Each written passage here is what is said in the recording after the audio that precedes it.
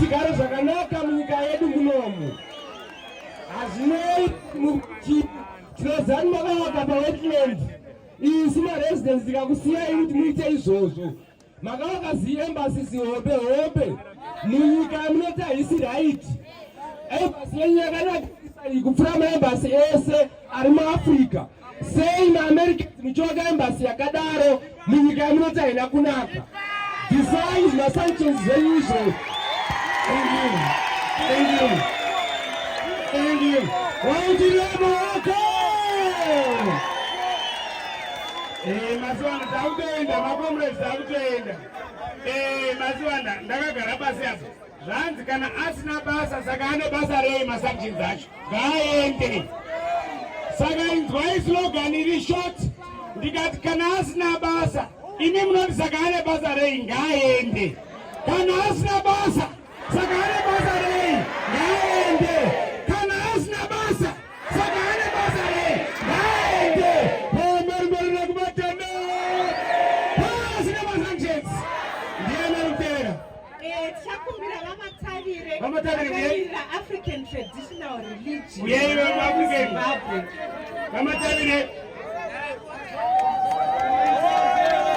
Vamatavire we are out there after Vamatavire. Yeah. Ngaende.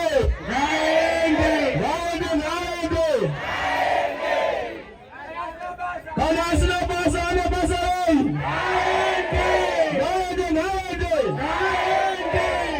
Isi takamira African traditional religion. Kuenda kwenda kusina ndege vasina mboneketana piyana. Vasi pano ndopati kudavudza piyana kuti maAmericans siyana inesu.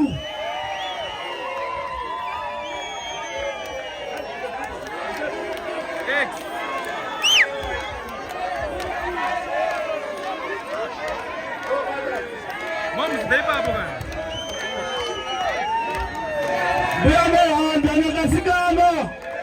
Tauya pano pa American Embassy.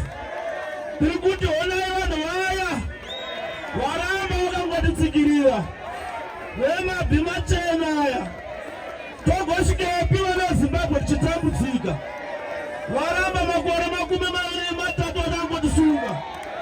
Tiri kuda kuti ngavatisiye tirwe hondo. Imi ndiye makarwa hondo tikarwa rusungunuku. Chititaurira kunana sekuru chanenuka. Vanana sekuru kaguyi. Tati Zimbabwe ngaisungunurwe. Hatidi kuzodzoka pano titi tatiri takasungwa nemasanction. Patichadzoka pano tinenge tichipemberera kuti masanctions aenda. Tatenda mbuya nehanda. Tinozoziva nyakasikana. Aiwa tinotenda. Mavhiri aizere kuchete. Murume muridze. Ngaende. Pambana kubatana. Pasine tumbuya. Ngaende. Pautirei maoko. Saka geso kuona agreed point ndekuti pane vamwe vari kuti kwanzi masanctions hana basa. Saka ndiri kuti inini ndikati kana asina basa imi munoti ane basa rei ngaende. Kana asina basa ane basa rei ngaende. Kana asina basa ane basa rei ngaende. Kana asina basa parikuyani. Parikutera Abigail Mpambi we-Civic Societies and Churches Joint Forum. Abigail Mpambi varipoeretete Abigail. Kuchitera ve-Health Ambassadors for Economic Development. Health Ambassadors uyai. Kuchitera varakashi for ED. Mawo veterans. Kuchitera mawo veterans. Poland. Kadira, thank you. I'm sorry.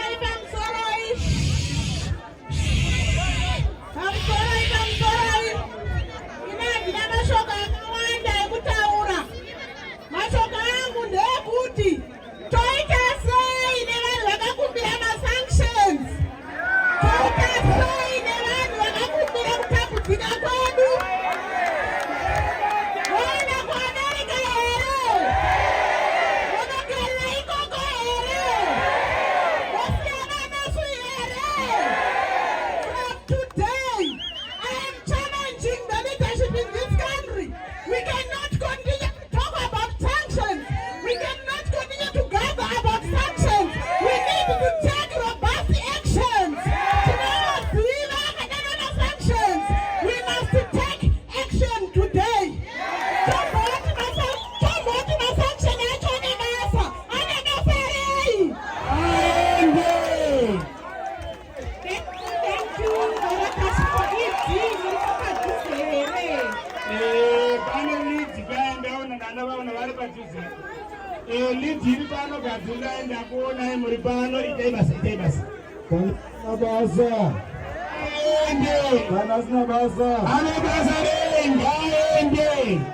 Thank you very much. Ndinotenda zvikuru kana watakuya we. Pane zvandinongota zvishoma shoma. Ndinodeka randinaro. Ndinozova zvinhu mushedza masanction but amuti kuti ari kubva papi. Ari kubva pabepa iri. Ndinoda kuverengera padiki diki. Section 5 yezidhera vanonyeba vachiti izvoni masanctions targeted has targeted for the nation.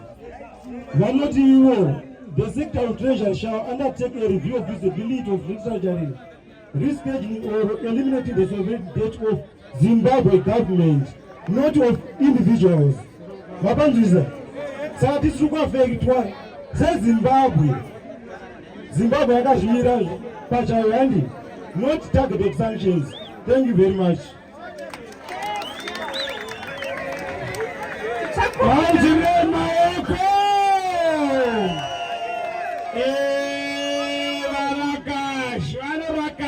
Social media. Guess of one and MP opposition. Ataura zvakanaka muno muharare kuti masanctions ari kuti affecta watanga kurakashwa navo kwake zvoroti wokwake zvimukana nezvasinura nokuti mukana nasinura ari musumwe asi ngati uchiri MP weharare mavoko tauchirira hanichamutauri nezita ko unorovengwa nepano asi wataura pasocial media kuti masanctions ari kuti affecta vamwe vakendokutanga kumurakasha vachiti kwai wotaura izvimwe asi pane list guest of honor yevanhu vakakumbira masanctions handichaitauri inotaurwa navamatutu. Vamatutu munhu weZimbabwe ari patriotic ati ava vanhu ava ndo vanga vakagara dare nemasanctions.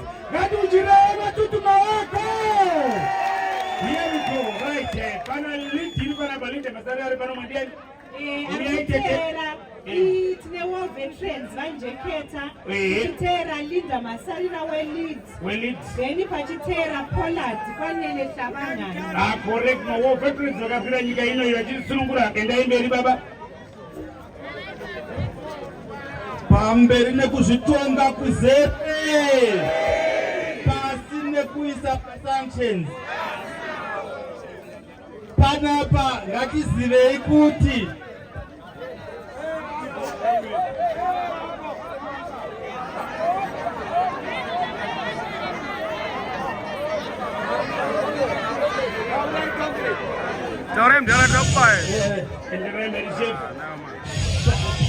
panapa ngatizivei kuti nyika inei yakauya nehondo yacho yakarwiwa tikavakunda ava ndoambane mubone uyu maronda ekubhomboka nevanhu ava muhondo handiti tavakunda mukuru wahondo vakuya nhasi uno vakuya nechi vanozva takavaita sei marovero atakavaita muhondo ndo marovero taita sei pamasanctions ivaya nekuti haimire nyika inei inovakwa nechi havasi vene vayo kava saka ichavakwa nevene vayo. Kurova kwatakavaita muhondo ndokurova vachaita masanctions. Vacharamba vaine masanctions avo isichagara neZimbabwe yedu asi ngavabvise zvinhu izvozvo. Vanoti vaya hazvina basa tatichi kana zvine basa zvinobanga aende. Isu samaveterans tiri kuti isu ngavabvise masanctions avo. Vakatitanga kudhara, vakatanga nekutora maslaves kuAfrica, vakadzoka vakatanga kuti colonize, vadzoka vatiisira masanctions zvanyanya. Ngavatibvisa chi pamberi nekubvisa masanctions, pasi namasanctions. Vautirei maoko Masivanda, pane musikana ari panapa, musikana kuti kana achifamba akapfuura nepamba yazvitunha zvinosumuka zvidongorera shura rerunako anonzi Linda Masarira patriotic leg. Mutirei maoko. Inini hangu ndokumbira kungopiwa 20 seconds. Ndakungoti mbuya nehandaku vavachishereketa tinotora sei nyika ino tokorimera vatiudza tora gidi uzvitonge. Nyaya yangu iri pakuti kune vakafira nyika ino vachishereketa kuti tive patiri nhasi, kwazouya vanobva kunyika yavo vachiti vana veZimbabwe ngavatambure, vana veZimbabwe ngavasanakirwe nahupfumi huri munyika mavo, nekuti kune vamwe nave muno vasina kukwana vanonokumbira masanction kuti isu tipandukire hurumende yenyika ino. Ndinoda kukuudzai vana veZimbabwe kuti hurumende ndiwe, hurumende tisu vanhu, kwozoita vanotungamira hurumende. Saka kana umwe mwana weZimbabwe achienda kuAmerica kuti endai munoomesa zvinhu kuti vana veZimbabwe vatambure kuti ndititungamirire, munhu yeye haana kodzero rekutungamira nyika ino. Ndinoda kupedzesa ndichiti tiri pano nhasi sevana veZimbabwe tiri kuudza America kuti bvisai masanction, tiri kuvapa mazuva 14 kuti vabvise masanction. Hurumende vari pano patichadzoka taakuda kuvhara embassy, mombotisiya meta zvediplomasi yenyu mega, nekuti vana veZimbabwe ndovanotambura. Vana veZimbabwe ndovanada kutibatara kutira tshonga, vana veZimbabwe ndovasiri kuenda kubasa, vana veZimbabwe ndovari kusafa nemasanctions aya. 14 days tichauya kuzozadzikisa chirevo chekubvisa masanctions.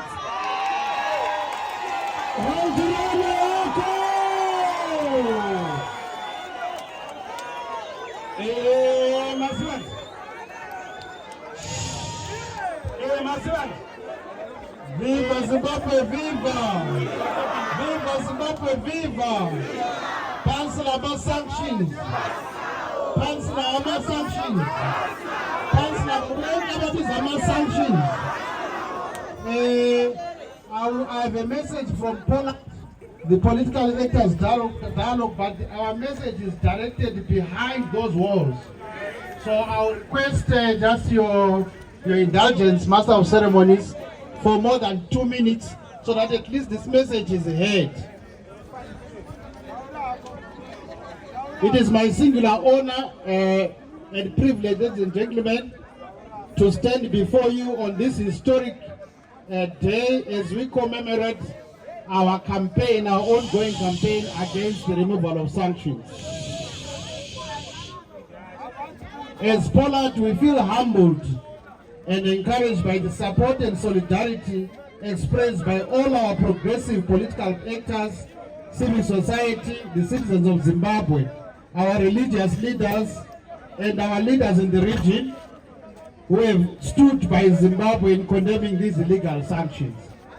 To begin with, it is important that we discuss this issue around its context, which is the violation of human rights. Article 1.1 of the UN Charter set out the tone, the spirit and the basis for humanism, the spirit of equality and sanctity of human life with dignity. The UN Charter underpins the principle that guides state parties and is guided by the nature of interdependence and universality of human rights. In her report on the impact of sanctions on Zimbabwe, the UN Special Rapporteur, who was here recently, Dr. Elena Dohan, clearly draws a link and interdependence of human rights and clearly articulates how sanctions on Zimbabwe have inhibited the enjoyment of basic human rights by covertly and systematically emasculating government and state institutions' capacities to provide basic social services that are essential in the realization, enjoyment of basic human rights by the citizens of Zimbabwe.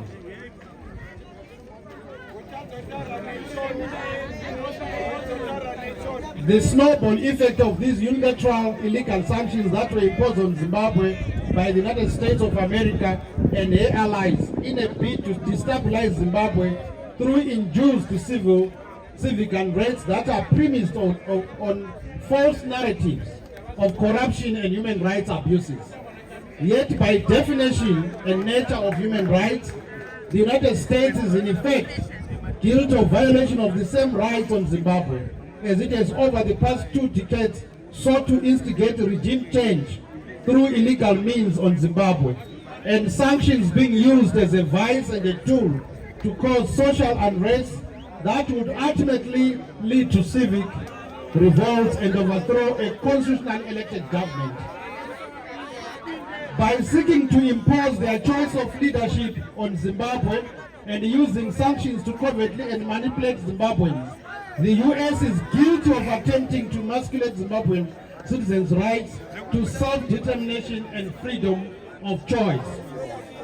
It is an open secret that these sanctions were imposed on Zimbabwe at the request of fellow opposition political leaders. I know that we are shy to name them, but we should begin to name them, who failed to understand the background, ethos, and the right of self-determination trajectory that stimulated and guided the war of liberation. The principle and the right to self-determination as enshrined in the UN Charter and subsequent conventions was the major factor in the liberation war, and Zimbabwe is being punished for enabling its citizens to enjoy the right to self-determination. Their right to choose who governs them. The US sought to determine who governs the people of Zimbabwe. It's a vindictive, racist, hegemonic, and imperialistic agenda. The behavior of the US and their allies calls for the review of the role of the UN with a need for an affirmative action towards a democratic system where the right to veto is determined through a majority rather than economic and military prowess. It is the weakness of the UN structure that creates a situation where the powerful nations abuse their power and control to unilaterally bully smaller states like Zimbabwe. The United States is in violation of the very same human rights that it alleges are being violated by Zimbabwe. Through its OFAC, assisted by the economic hitmen and institutions of imperialism, the US is covertly abusing the rights of citizens of Zimbabwe and trying to shift blame on the government of Zimbabwe and corruption. In fact, sanctions created the third parties and cartels in Zimbabwe that exacerbate corruption. It is therefore hypocritical to blame the economic quagmire on corruption without pointing out how sanctions fuel corruption. Sanctions must all. Thank you, Pollard. Pollard yaramba kuti muno muZimbabwe muudiswe government through unconstitutional means. Thank you so much. Tokumbira health ambassadors vauye vatipe speech yavo kuchitera pahwindi poED. Nai Masivanda. Thank you for Masivanda undizwa here. thank you for this wonderful. Sorry, tiri broadcast Masivanda undizwa. So My name is Coordinator Njisiri. I'm a registered general nurse representing. I'm also a member of the Ambassadors for Economic Development. It's pitiful that we have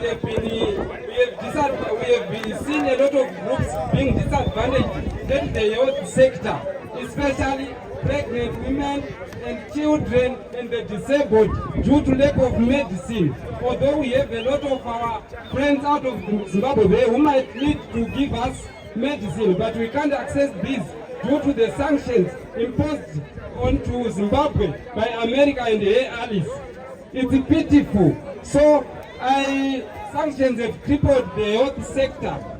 May America and the allies remove those sanctions so that we see Zimbabwe's health sector improving and prospering. Thank you.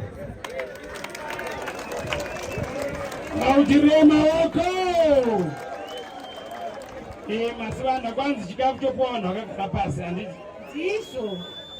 Vari kumota uko vesecurity tibatsirei chikafu chinokwana munhu wese nekuti paurawa mombe 116.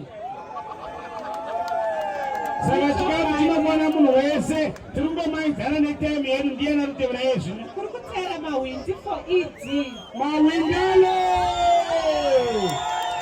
Mawindalo!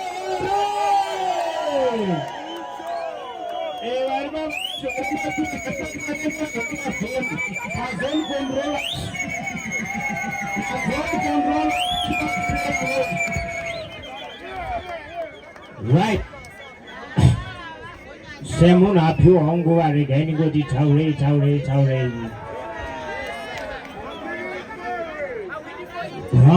Meri nekubatana. Meri nekwakanyiga. Pameri economic development. Pasine ma sanctions. Pasine man.